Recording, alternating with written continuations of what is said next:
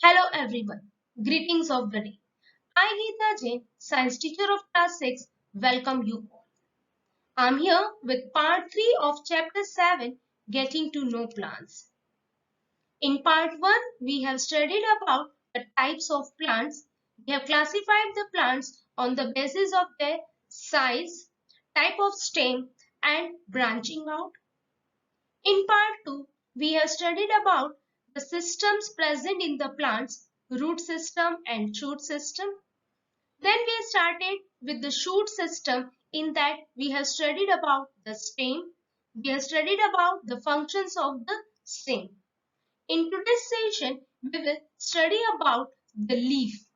As we all know, leaf is a very important part of a plant as it is known as a food factory for the plant, as it produces food for the plant by the process of photosynthesis, is also known as kitchen of the plant. Yes, the green color of the leaf is because of the special pigment present in it, which is known as chlorophyll. Because of the chlorophyll, the color of the leaf is green in color, as most of you would be knowing about that the green color of the leaf is because of the pigment present in it known as chlorophyll. Before we know the structure of the leaf, let's perform an activity so that all of you can understand that how the structure of the leaf is. Let's do the activity. We can take an impression of a leaf on paper which shows the way. This can be done as follows. Put dry leaves of trees having prominent veins under a white sheet of paper kept on a table. Hold the pencil or crayon in your hand with its tip sideways and rub it on that part of the paper which has leaves below it. You can see how in the video I'm doing it. We will get an impression of the leaf on paper having some dark lines on it. The line shows the veins of the leaf. You can use different color crayons to give a good look. And I hope you all will enjoy doing this activity by collecting the different leaves which are available nearby.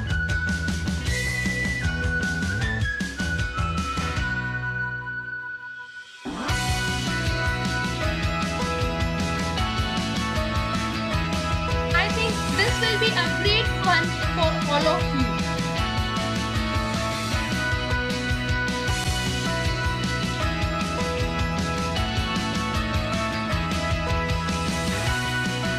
Please rub it gently so that your paper won't tear.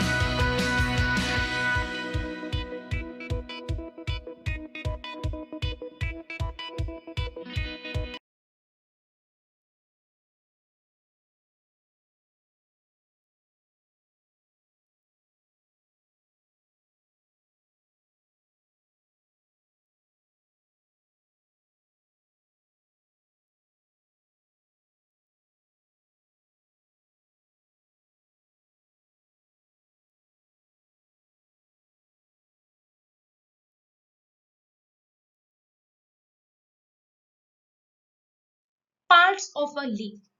A leaf is consist of mainly of two parts, petiole and the leaf blade or lamina. Petiole, it is the stalk that connects a leaf to the stem of a plant. This is a stalk which connects this leaf to the part of a stem, and this is known as our petiole. Yeah, so the main function of the petiole that it gives support to the leaf, as leaf is connected to the stem and it gives support to the leaf so the leaf can keep itself erect. Transporting water and nutrients absorbed by the roots to the leaves. Yes, whatever the water and the minerals which are absorbed by the roots is transported by the stem, and from stem this petiole collect that water and minerals and transport it to the leaves. In the similar manner, the food prepared by the leaves is also collected by the petiole and transported it to the stem, and then stem transport it to the various parts of the plant. Leaf blade or lamina. It is a thin flat part of the leaf that is typically green in color. That means the green color surface of the leaf which we see is known as leaf base, or we can say leaf blade. Okay, or it is known as lamina. Leaf apex, the tip of the leaf blade is known as apex. Leaf margin, the edge of the leaf, the boundary of the leaf is known as margin. Leaf veins, the small channels, you can see the main midrib at the center of the leaf. Yes, this is known as midrib, and from the midrib, the various veins, you can see over here, the various veins arise, and they are known as the veins, and from the veins, small, more smaller veins arise, and they are known as venules. And the main function, if I talk about the main function of the leaf blade, it performs the major functions of the leaves. On the surface of the leaves, the small pores are present. Those small pores are known as stomata. They play an important role in the functioning of the leaves. Yes, the leaves prepare food for the plant by the process known as photosynthesis. Yes, and they also excrete. As we know that how do we sweat?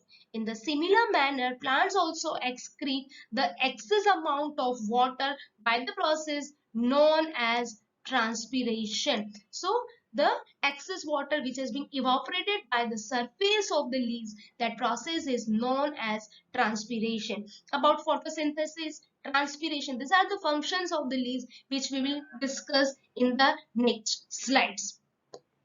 Midrib, veins, valleys help in the transportation of the water and minerals to the different parts of the leaf, and in the similar manner they collect the food prepared by the leaves and transport it to the petiole, and from petiole it is transported to the various parts of the plant. Venation. As we have, when we were doing that activity, we have seen the lines, the design is created on the paper. How those designs are being created? As we have seen, the veins are present on the surface of the leaf, and because of that, design is being created. So the network formed by the veins and ventlets in the lamina is called leaf venation, or in the simple term, or in the simple language, we can say the design made by the veins on the surface of the leaf or on lamina is known as leaf venation. There are two types of leaf venation: parallel venation and reticulate venation. The name itself, parallel. What do you understand by the word parallel? That means all the veins will be parallel to each other. The parallel design they may be forming on the surface of the leaf, that is known as parallel venation. Reticulate venation, when the leaves are forming the net-like structure. You can see over here the net-like structure, or simply we can say the net-like structure on the surface of the leaf is known as, that means they make a web-like structure on the surface, and this venation is known as reticulate venation. This is very important. All of you should know these two important terms, parallel venation and reticulate venation, in the point of view of your exams. Parallel venation. The veins present with the leaves are arranged parallel to each other. You can see here in the figure, yes, all the veins you can see over here, they are parallel to each other. They are not intersecting each other. They are not joining each other. They are parallel to each other. This sort of venation is known as parallel venation, and there is no branching at all. They are all are the single unit. All the monocots are parallelly venated. What do you understand by the word monocot? When the seed has only one cotyledon, Like we cannot separate the seed into two equal halves, that is known as the monocots. You have studied in Form 5.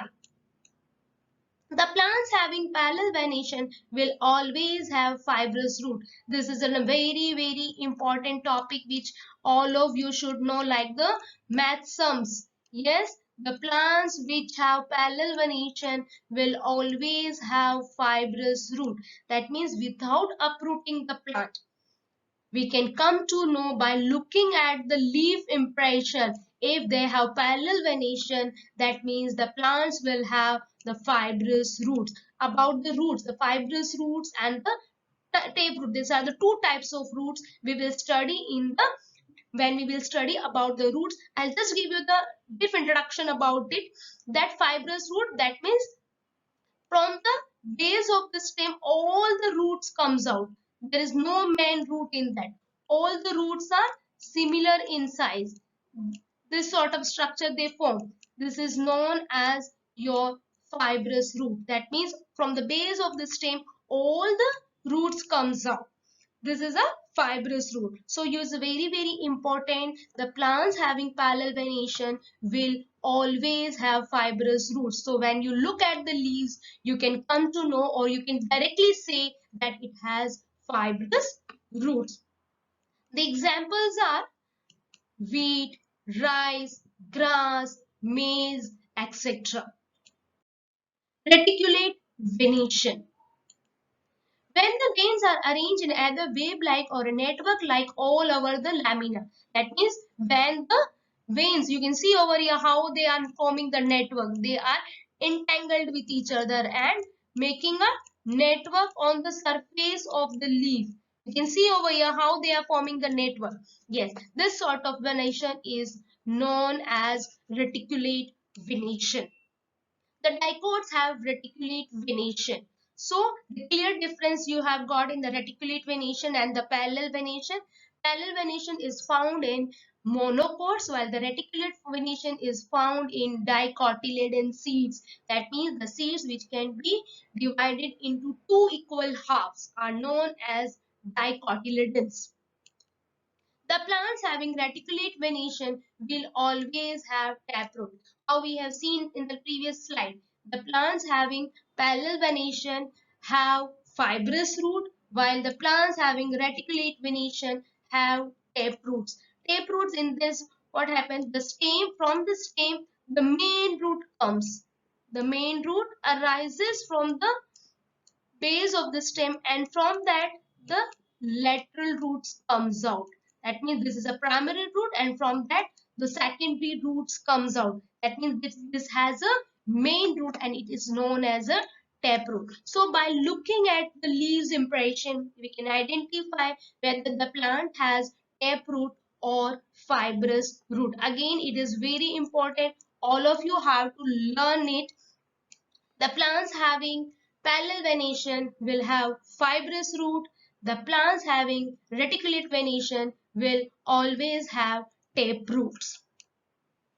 The examples of the taproots are mango, peas, rose, hibiscus. That means generally you can easily say all the plants which have reticulate venation on their leaves, they will be having taproots.